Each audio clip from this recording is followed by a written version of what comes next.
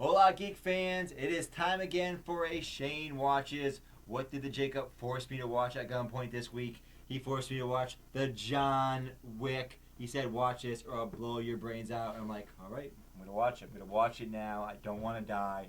Let's check out this movie. Jake, set it up for him. All right, so John Wick starring Keanu Reeves. It's this crazy action-packed movie. It's basically an 80s movie that was made today. So this guy John Wick, he's a former hitman. He's called the Boogeyman. He's coming out of retirement because these people killed his dog. Assholes. I saw the trailer to this movie and I was like, they killed the dog. They gotta fucking die. Yep. They gotta die. They gotta die. So what did you think about this movie? Let me first tell you what I think of Keanu Reeves. Okay. Not much. So, every movie Keanu Reeves has ever been in that I've seen before, he brings it down in some way, or he just doesn't work right. So I've seen him in a lot of different films. Like I saw him in this Much to Ado About Nothing, a Shakespeare film, and he's actually doing Shakespearean dialogue, and yes, God. and it's horrific, right? And I've seen him in some other films, and he always brings it down. To me, it always gets worse. What do you think about The Matrix, with his role in The Matrix? Oh, didn't like him in The Matrix either. No, Okay. Nope. I would have preferred somebody else. Right? He made it worse. So, first thing first, he was pretty good in this movie. Yes. This is the first time I've seen Keanu Reeves' movie and I went, yeah, he's pretty good. Let me frame this character of John Wick though to pinpoint why he's pretty good. Most of the time, he doesn't show much emotion. Yeah. Most of the time, it's just focused on action scenes.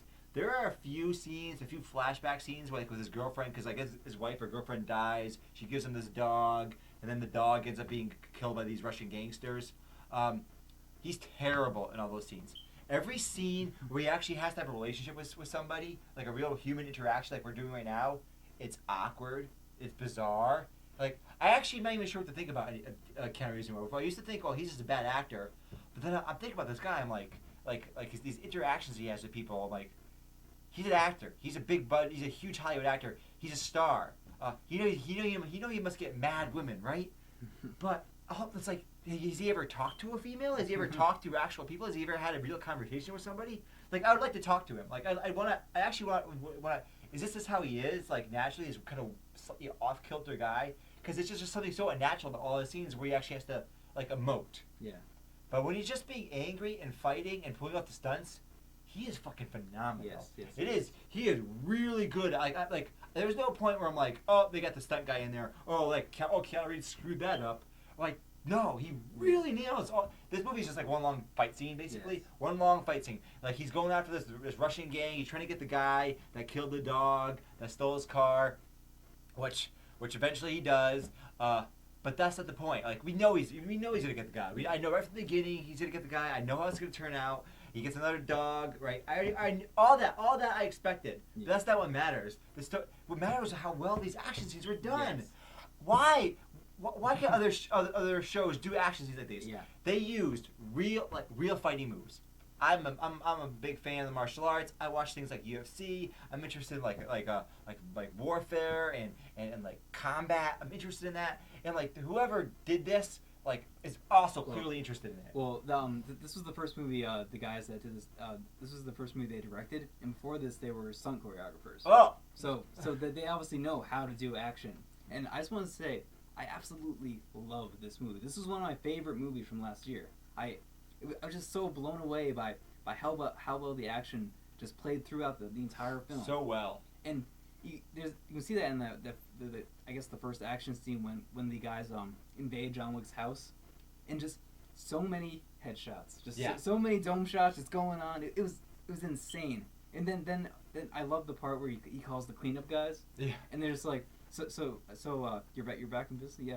I'm back. Yeah, can I get dinner reservations for 12? Yes, That's what he yes. says. Dinner reservations for 12. And then before that, the cop shows up. He's like, so you back? And he's like, no, I'm just doing some personal work. Yeah, all right then. Yeah. We had some noise complaints. Yeah. they did that joke a few times. Yeah. Where he has noise complaints. Yeah. And that was another thing. The humor in this movie worked really well. The humor worked really well. Like, everything worked well. The only thing that didn't work well was the very small amount of scenes where Keanu Reeves actually had to show emotion. Yeah. Like, that just didn't work. But there was that scene where they have him tied up and they're about to kill him, and then the lead mob boss is walking away, and then he's like, people are asking me if I'm back, and I've been saying no. I've been saying no so far up now, but now, yeah, I'm thinking I'm back. That was such the anger, right? He's good with the anger. It's the softer emotional role that he just it's weird, doesn't work well. The anger, but you don't worry about that, folks. Put that aside. I'm giving this movie 4 stars. I'm giving it 4 stars because it's an action movie. You go to see it for action. You go to see good fight scenes. The fact that there's a few wonky scenes where he's like looking at cell phone video of him and his girlfriend, and it's a little weird. Yeah. Who cares? Who cares? Yeah, and they already announced John Wick 2. It's already coming. We're gonna get to see him with his new Rottweiler. So hopefully that dog doesn't die. Right. But this movie was just so well done. I totally recommend it. I give it like a 9 out of 10. Honestly, I really love this movie.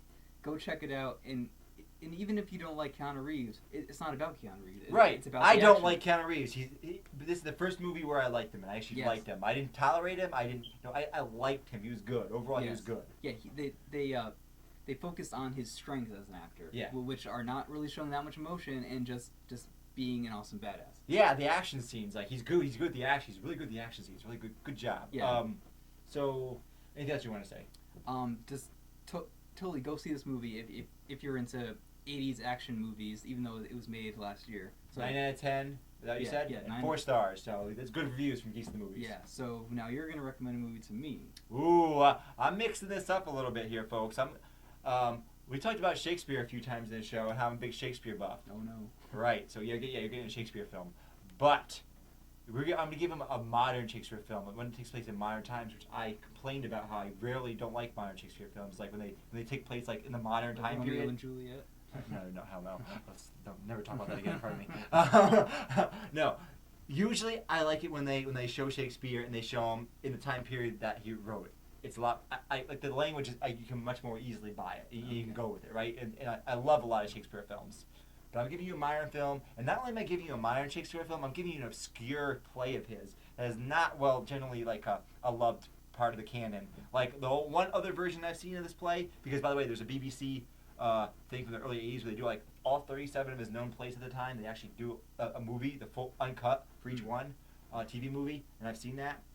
And that one other version that I saw, this play's got a lot of problems. But this movie, Coriolanus, that's what you gotta see. It's you see it, you tell me what you think. I like it a lot. I think it's really interesting. What's it called? Oreo Brontis? Coriolanus. All right. I think that's how you pronounce it. I'm not actually sure. I think that's how you pronounce it. Coriolanus. They say it in the film. Okay. You know, this is an obscure play of his. It's one of his dramas, but it's like one of his tragedies. But it's not. You do not see this being played like in major theaters. Like they're not doing revivals of this play. It's rare when they do this play. All right. So Coriolanus, I think that's how you say it. Either way, that's not what matters. What matters is seeing the movie itself, seeing this Shakespearean dialogue set in a modern setting. It's interesting. That's up for next. That's gonna be Jacob Watches. But for now, you've been watching Geeks of the Movies. Remember to like, comment, subscribe, and share. And we will talk to you later.